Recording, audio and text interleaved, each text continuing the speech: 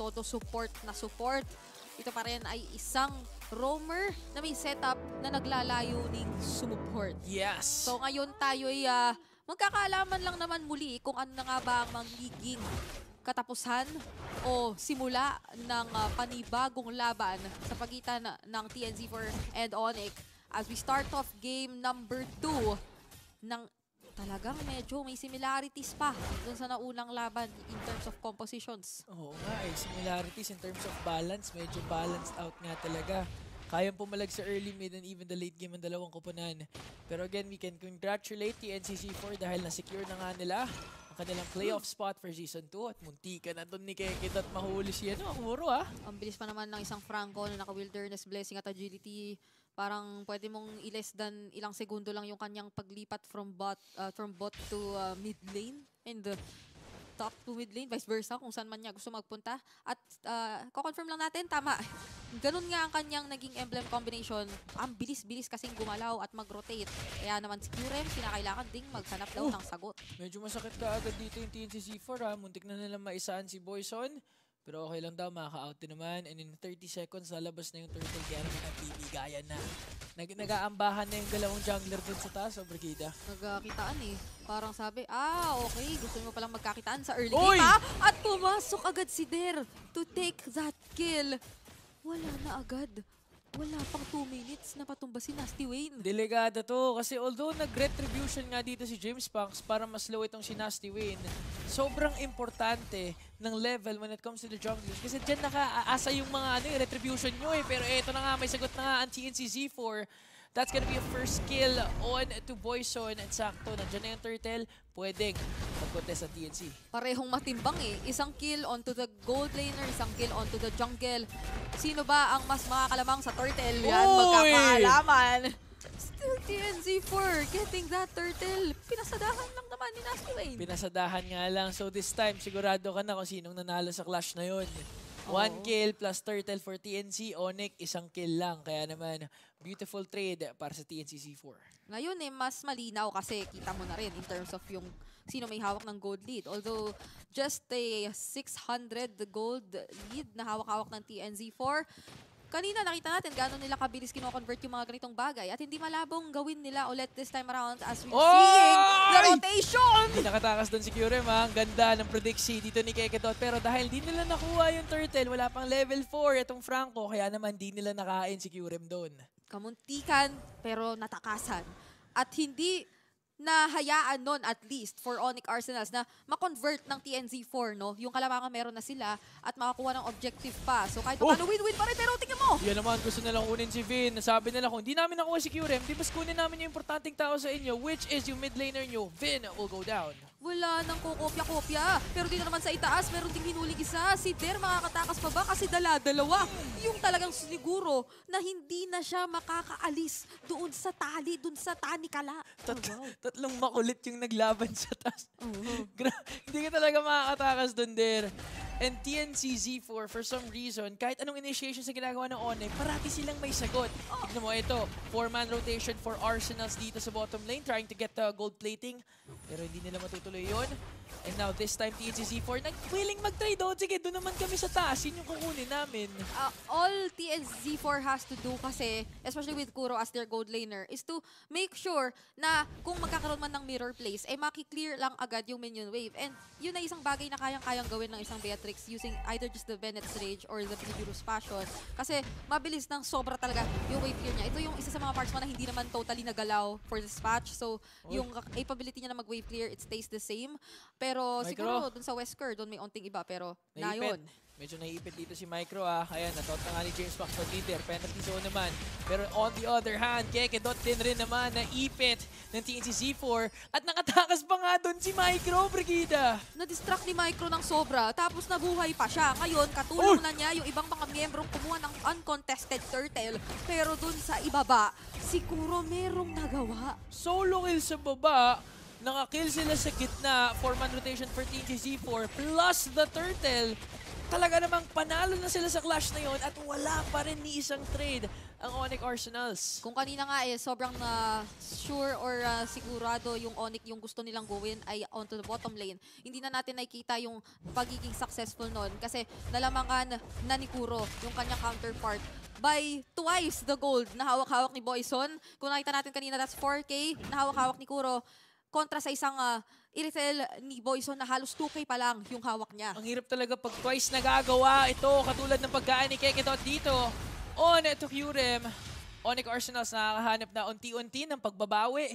Pero masyado pang malaki yung kailangan nilang iakyat para malamangan ng TNC4. And TNC4 probably medyo okay lang naman sila doon kasi that's still the roamer naman na nawala and they were able to still take the better trade kasi may Torre silang na-secure doon sa bandang top lane. So regardless if secure may tumumba, medyo kamate pa rin ang TNC4 with the gold lead that they have. But Onyx Arsenals, taking things step by step, malaking bagay na rin naman yon for them. And they're starting to group up na rin. So hindi malabong from this point onwards, maghahanap sila ng potential na engage kontra sa TNC4.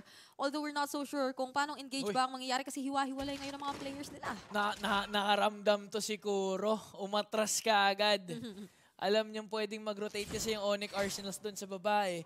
And napapansin mo Onyx Arsenals, although nakakahanap sila ng mga trades, specifically kills, mga isolated pickups, hindi nagta-translate sa mga objective takedowns katulad ng pagkuha ng turtle or even steal ng buff away from TNC4.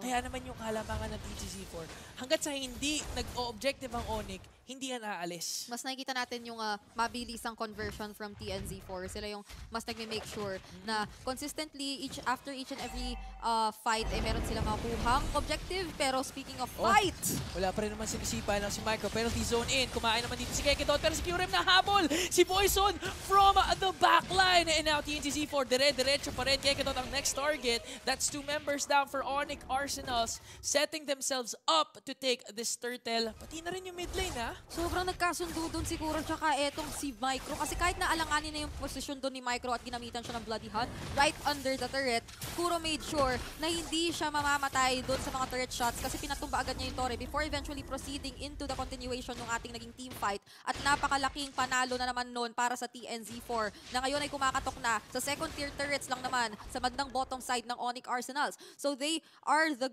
team na medyo mas nakakapag-group up na ngayon kasi kinakailangan nilang sama-samang dumepensa.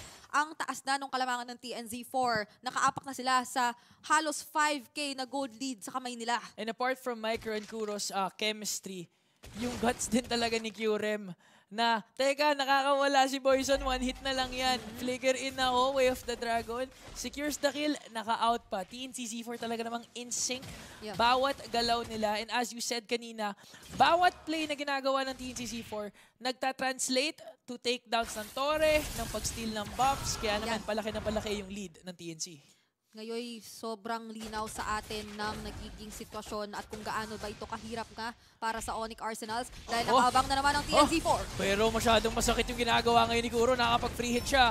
Kahit si Der dito, sapak na sapak, it's not gonna be enough. Micro, buhay na buhay pa rin. Wala pa rin namamatay sa TNZ4. Keketot and James Punks tutumba. The bait play from Kyurem gumana for TNC. To think na wala pa si Nasty Wayne during that team fight pero ganoon nakataas yung damage output na hawak-hawak ng TNZ4. It speaks volumes para sa current situation ng ating nagiging laban. Kaya naman magfo-focus na muna rin sila sa pagkuha ng ibang mga bahagi ng mapa at tuluyan lang paliitin yung magagalawan ng Onyx Arsenals. Magiging very crucial na ngayon ang mga iron hooks from Keketot dahil siya na yung makakapag-setup at makakapagdala na lang ng kalaban sa kanila. Pero mukhang tatapangan na! Kinumit na nga yung penalty zone pero naka-flicker out naman yung mga members ng Onyx Arsenals. At ito na nga, humok na nga si Keketot dito. Kyurem is gonna fall down. 14 seconds in, magkaka-lord Onyx Arsenals. Nahanap nila yung pick-off na gusto nila dahil at any given point, kailangan nila mag-contest sa kauna-una. Ang ginawa na lang din muna ni Der ay inangat ang bottom lane waves dahil at most yun yung kanyang mga pwedeng gawin. Puro ngayon sa sobrang taas ng advantage. Gumamit ng Wesker! The first down si Keketot! Hindi biro yung damage na hawak-hawak! Parang yun yung mga plays nung unang lumabas si Beatrix. Isipin mo, shotgun! Well, na-buff in a way yung shotgun din. Pero kasi, to think na gagamitin siya ngayong week 6 na at ipapakita sa atin, ine-explain lang nun kasi gano'n nakalamang ngayon si Kuro. Ganun sila kalamang, ka-confident. And to think Kekedat yun. na pag onting kunat lang si Kekedat ng onti lang, pwedeng-pwede niyang ikasa yung deadly hunt niya. yung Bloody Hunt. bloody hunt niya. At walang takas dun si Kuro. Pero tama ka nga, dahil sa gold lead at kalamangan ngayon ng TNC Z4, halos kahit anong maisip ni Kuro, pwede niyang gawin without suffering any consequences. Ayun, mga 2 basic attacks lang using the Bennett ang kinakailangan to clear an entire minion wave coming in from Onyx Arsenals. Medyo mahirap talagang isipin kung paano sila babalik dito sa ganitong sitwasyon. Pero doon sa top lane, merong nangyayari. Munti ka na. Ano lang, Kalmalicious lang. pakabalang ng onting-onte. Dahil ang tunay na bakbakan ay magaganap sa pagdapit ng Lord. Yan ang talagang kinakailangan na nating bantayan. Dahil on the defense, Onyx Arsenals, kinakailangan nilang proteksyonan lahat ng mga tore na natitira. Dahil ang TNZ4, gusto na talaga nilang bilisan ang takbo ng oras. Ideally, Onyx Arsenals, ayaw nilang mabawasan ng inhibitor turret, especially since unang-unang Lord pa lang to na kailangan na defend ng Kekidot, nag-conceal na. Pero Micro, penalty zone in, dalawa tinamaan, and out there, 1-2 combo punch to bring down Micro. Makakakuha sila ng inhibitor sa taas, mabibigusan din naman nila ang Lord, pero ang kapalit ay buhat ni Micro. Si Micro ang inalay to ensure that there's a base turret na tutumba. Kasi todo depensa rin ng Onyx eh. That's Irithel, the Feathered Airstrike coming in from Chovy. Napakataas nung kanilang wave clear. Samahan mo pa ng appreciation that so long as magkakastacks naman dito si James Punks. James Punks. So, James Punks. Ano kasi parang double check ako kasi James Punks spread rin. So, kasi nasanay talaga tayo. Malikot, mga assassin yung ginagamit. Pero Onyx din kasi parang nag-iiba din. Sila rin naman ay may panibagong mga adjustments or dinadala. Gustong hindi lang limitado ang Onyx doon sa mga sinasabi nating assassins ni James Punks and they're looking to show us more. Kaso completely siya na-shutdown so far yun ng TNZ4. Tsaka yung galaw ni Der, medyo kapisado na ng TNZ4. Again, single round robin ang ating tournament format dito. Kahit first time nila magtapat, na-check ng TNZ4. Timo, hindi basta-basta nakaka-split push etong si Der. 12 minutes in na, second tier turrets ng bottom and top, nandyan pa rin. And yung middle lane, hindi pa rin nababawasan ng Tori. So talagang na-checkmate nila si Der when it comes to a split push. Ang taas na rin ng gold difference talaga na meron dito sa pagitan ng dalawa nating kupunan.